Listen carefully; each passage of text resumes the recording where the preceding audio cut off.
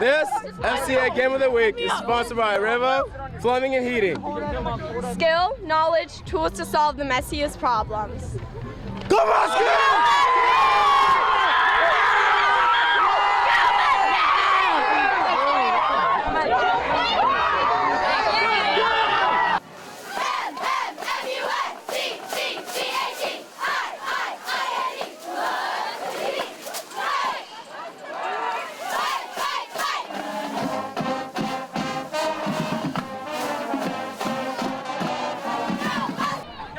It's early in the season, but a Week 2 matchup is a real proving ground as Muscatine and Iowa City West, both rated in the top 10, settle the score, and at night's end, they'll know if they're for real.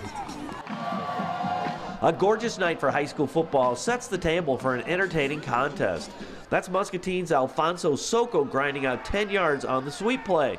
But on fourth down, the Trojans deliver, stacking him up to stop that drive cold. Iowa City West marches right down the field. Andre White off tackle for the TD, and a 7-0 Trojans lead. Second quarter, Muskies on the move. Luke Witchers, just what the doctor ordered to a diving Logan Nugent.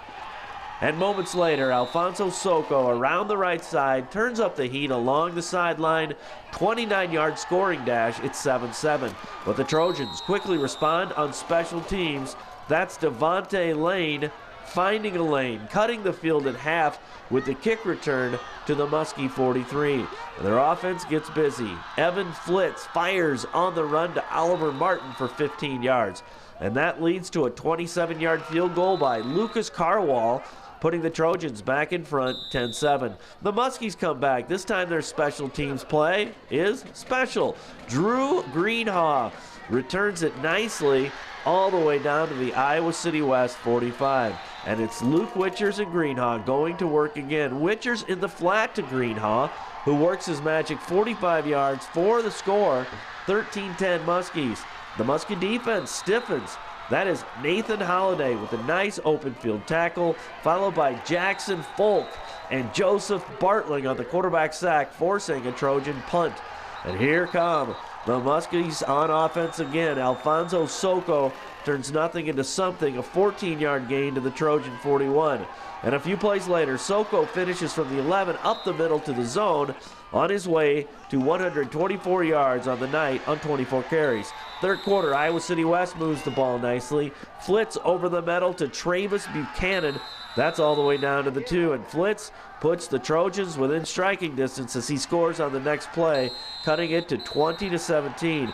Can the Muskies bounce back? Driving in West territory, but Oliver Martin makes the nice pick to stop that drive. The Trojans march down the field, taking their hits along the way as Paris Taylor hangs on tight after the reception.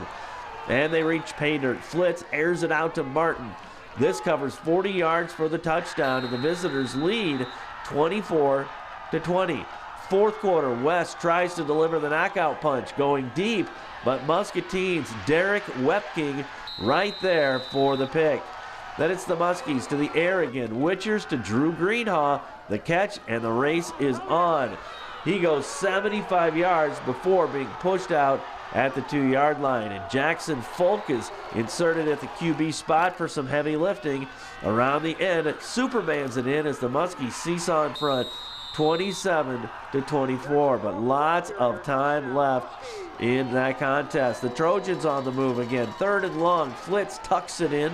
13 yards to move the sticks for West. And Matthew Huff keeps the ground attack rolling for the Trojans. 12 yards to the 3. And he completes the transaction. Another touchdown with 4:19 left as the Trojans lead 31-27. Can the Muskies pull it off on their final drive? Witchers over the middle to Greenhaw as the Muskies reach midfield. Now facing 4th and 5. Muscatine converts. Witchers is clutched to Greenhaw to move to the 35-yard line. Still churning out yardage. That's Soko. He powers his way 15 yards, ever closer to victory. But the Muskies face 4th and 5 again, but cannot make the connection as Iowa City West breaks up the pass play. And it's Iowa City West winning a classic, 31-27, dropping the Muskies to 1-1 But through it all, they know they can go toe-to-toe with the state's top teams. We just got to get ready for next week. That's it. Get ready for PV. They're a great team. Just moving forward. You guys obviously had your moments tonight, too. I mean, offensively, you're really able to move the ball, too. I mean, you got that first lead. Did you feel like, man, we've really got the momentum on our side now? It doesn't really matter. We didn't finish. It all comes down to finishing in the fourth quarter, and we just didn't do that. How big is that for the seniors, especially, to rally the troops and say, you know, we got to play 4 quarters and be a complete team? We don't have a lot of players, so we got to toughen up, and if we get hurt, we got to just keep playing. An injury is a broken bone or something like that. If you got like a cramp or something, you got to go back in. Knowing what you know about these guys, what do you expect next week to be like as you prepare to? Just the character and the way that you guys have grinded it out in the off season, and you know, really played well. Had times both of these games. You know? We're gonna practice hard all week and hopefully get the W. I just knew we had to get a first down, keep chains moving, just keep the ball moving, have a chance of getting in the end zone. Momentum swings were just amazing tonight on both sides, too. Yeah, we had a few mistakes. They had a few mistakes, but I think they ended up winning the turnover battle, and that set the game. When you guys took your last lead, did you feel like, man, we're in position to get this done, knowing what you know about your defense too? I got a lot of confidence in our defense, but their offense is pretty tough. I mean, it's hard to stop the run and the pass at the same time. But I knew we had a good shot at stopping them.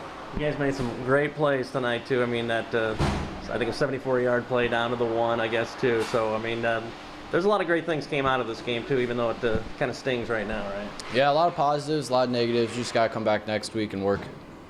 Knowing what you know about your guys, I mean, how do you expect them to respond, you know, with PV coming in and Coach challenging you guys to play 4 quarters? Most of us are veterans, and we remember that PV lost last year, so we're just going to come out hungry, and we can't let 2 in a row go down.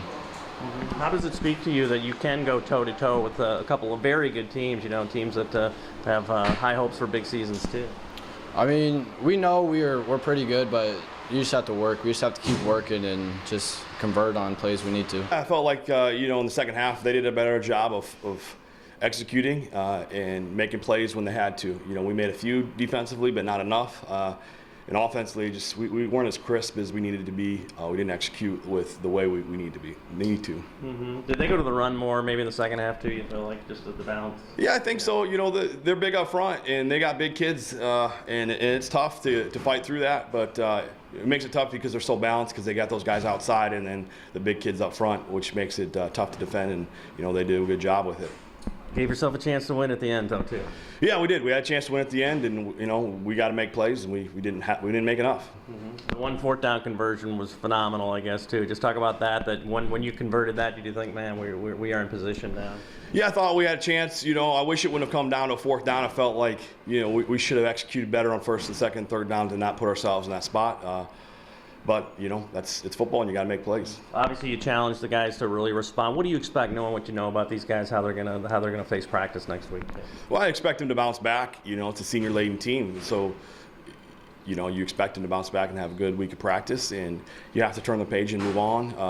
You know, let this sting tonight, and then tomorrow it's time to prepare for the next one. The next one's going to be tough too. And obviously, I mean, these first 2 weeks, you've proven you can go toe-to-toe with a couple of very good teams. Yeah, we feel good about our team. You know, we played 2 good teams. We knew the schedule was going to challenge us, and it has. At the same time, we've got to progress. I felt like we could take bigger steps this week than what we did. So that was a little bit disappointing, but you know, you just move on to the next one and try to keep getting better. Hey, we've got a tremendous Fellowship of Christian Athletes huddle right here at Muscatine High School. How about you? Are you ready to start FCA at your college, high school, or middle school? To find out how, you can contact me or check out our website at illowafca.org. With this FCA Game of the Week, I'm Dan Pearson.